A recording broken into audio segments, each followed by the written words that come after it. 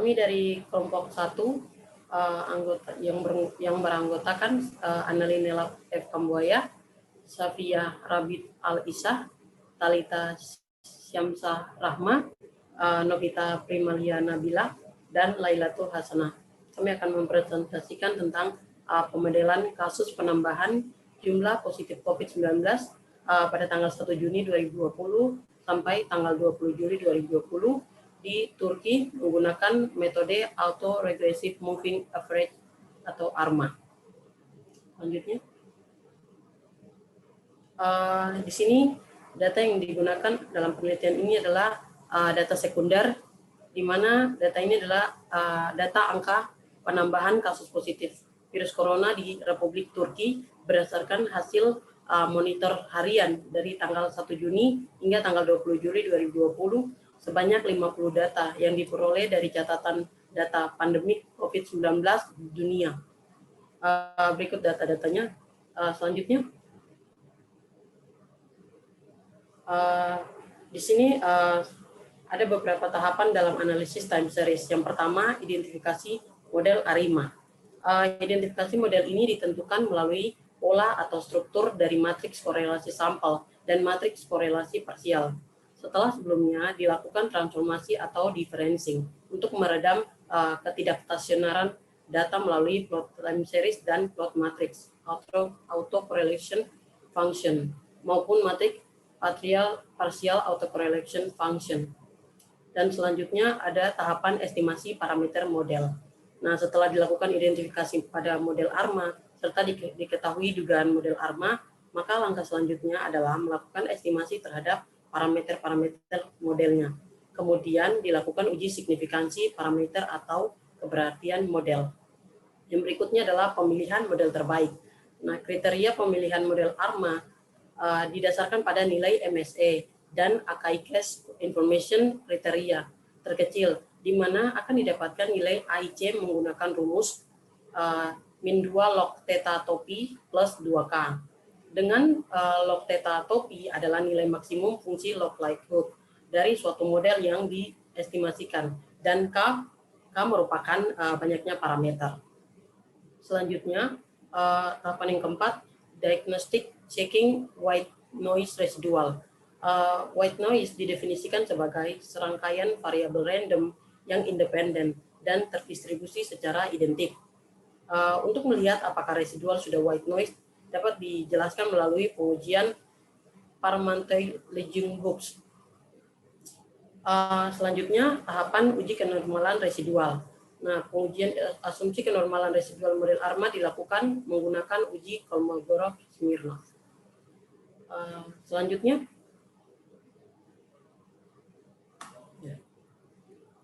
deskriptif data. Analisis ini dilakukan untuk analisis deskriptif data dilakukan untuk melihat karakteristik data dari penambahan kasus positif virus corona di Republik Turki selama 50 hari, yaitu dari tanggal 1 Juni hingga tanggal 20 Juli 2020, yang merupakan variabel yang sangat fluktuatif dengan nilai koefisien variansi sebesar 18,74, yang berarti bahwa rata-rata penyimpanan data setiap harinya sangat besar. Banyak faktor yang menyebabkan besarnya koefisien variansi data penambahan kasus positif virus corona ini.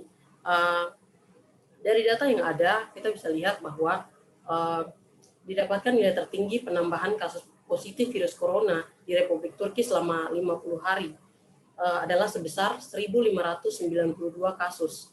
Sedangkan nilai terendah penambahan kasus positif virus corona di Republik Turki selama 50 hari adalah sebesar 786 kasus. Oke. Berikutnya saya akan menjelaskan tentang identifikasi model. Berikut adalah time series plot dari data penambahan kasus positif virus corona di Republik Turki selama 50 hari dari tanggal 1 Juni hingga 20 Juli tahun 2020. Pola data time series memiliki kecenderungan naik dan turun secara drastis dengan pola waktu yang tidak menentu. Dapat dilihat bahwa pada hari ke-10 hingga hari ke-15 memiliki pola data yang cenderung naik, yang paling tinggi daripada pola yang lain. Lalu untuk hari ke-20 hingga hari ke-25 memiliki pola data yang naik juga, tetapi tidak setinggi pada hari ke-10 hingga hari ke-15. Lalu untuk pada hari ke-25 dan seterusnya, memiliki pola data yang menurun seperti itu. Lalu berikutnya adalah box plot dan time series plot. Untuk yang gambar A, menunjukkan bahwa data penambahan kasus positif virus corona di Republik Turki selama 50 hari dari tanggal 1 Juni hingga 20 Juli tahun 2020 telah stasioner dalam varian karena pada box plot didapatkan nilai lambda sama dengan 1.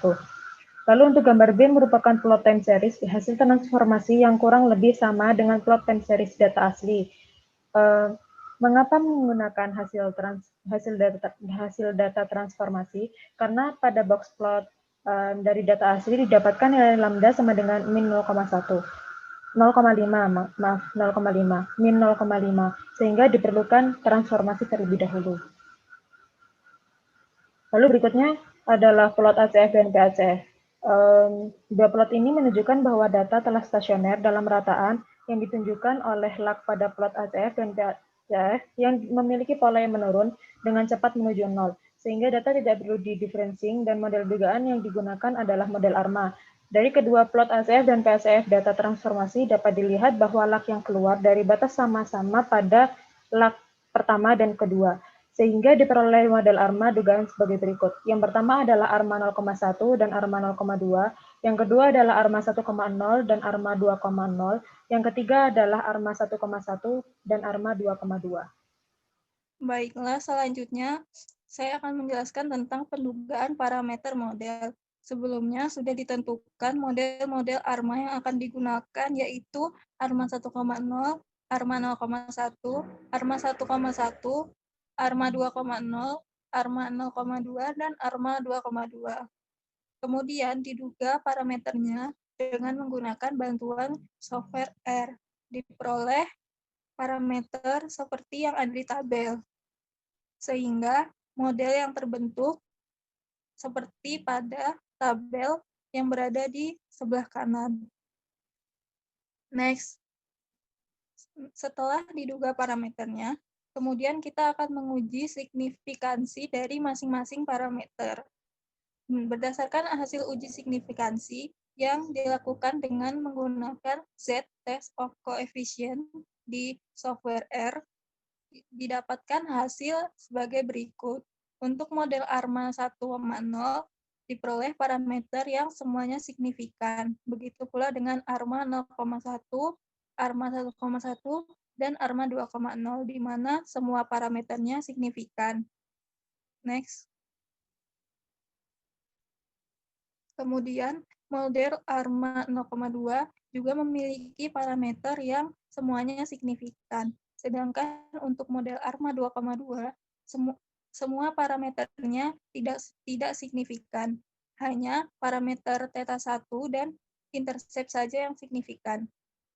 Untuk menentukan model mana yang paling baik yang akan digunakan untuk peramalan, maka selanjutnya akan dilakukan diagnostik model.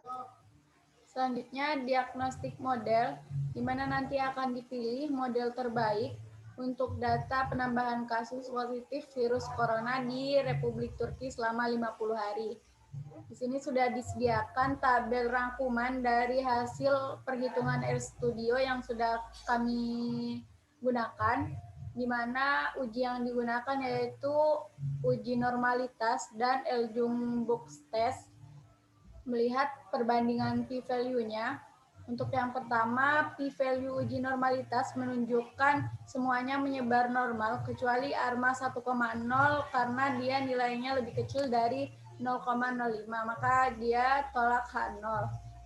Untuk p-value Eljung-Box test, semuanya menunjukkan bahwa terdapat autokorelasi kecuali ARMA 1,1 dan 2,2 karena dia nilainya lebih besar dari 0,05, maka terima H0. Jadi nanti yang akan dipilih yaitu antara ARMA 1,1 dan ARMA 2,2. Nah, setelah didapat dua pilihan, maka dilihatlah AIC yang paling rendah. Sesuai dengan tabel juga sudah ditunjukkan bahwa nilai AIC yang paling rendah yaitu ARMA 1,1 sebesar min 329,36.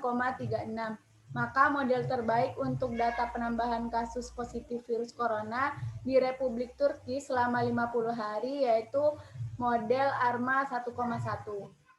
Baik, selanjutnya saya Talita Syamsyah Rahma akan menjelaskan tentang forecasting atau peramalan. Di layar telah ditampilkan hasil peramalan untuk data penambahan kasus positif virus corona di Republik Turki dengan menggunakan model terbaik ARMA 1,1. Di sini kita akan meramalkan penambahan kasus positif virus corona di Republik Turki untuk 10 hari ke depan, yaitu untuk tanggal 21 Juli 2020 hingga tanggal 30 Juli 2020. Pada tabel ditampilkan peramalan untuk hari ke-51 atau pada tanggal 21 Juli 2020, penambahan kasus positif virus corona diramalkan akan bertambah sebanyak 940 kasus. Dan hari ke-52 atau pada tanggal 22 Juli 2020, penambahan kasus positif virus corona diramalkan akan mencapai 951 kasus. Dan seterusnya, hingga hari ke-60 atau pada tanggal 30 Juli 2020, penambahan kasus positif virus corona diramalkan akan mencapai 1.007 kasus. Di sini ditampilkan pula LO dan HI, di mana LO adalah batas bawah dari peramalan menggunakan model ARMA 1,1, dan HI adalah batas atas dari peramalan menggunakan model ARMA 1,1, di mana angka 80 dan 95 ini adalah taraf kepercayaan untuk peramalan yang dilakukan menggunakan model ARMA 1,1. Selanjutnya, pada layar ditampilkan plot peramalan data penambahan kasus positif virus corona di Republik Turki dengan menggunakan taraf kepercayaan 95%.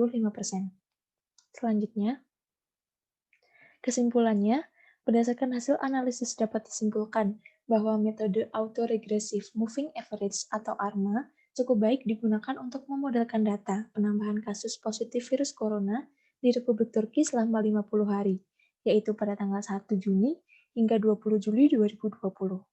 Dengan model terbaik yaitu ARMA 1,1, di mana model ini dipilih karena telah memenuhi beberapa kriteria seperti residual model berdistribusi normal, tidak terdapat korelasi serial atau non-autokorelasi dalam residual modelnya, serta memiliki nilai AIC terkecil yaitu sebesar negatif 329,36. Pola ramalan menggunakan model ARMA 1,1 menunjukkan bahwa kasus positif virus corona di Republik Turki sampai tanggal 30 Juli 2020 masih akan terus meningkat. Sekian presentasi dari kelompok kami. Maaf apabila ada kesalahan. Terima kasih.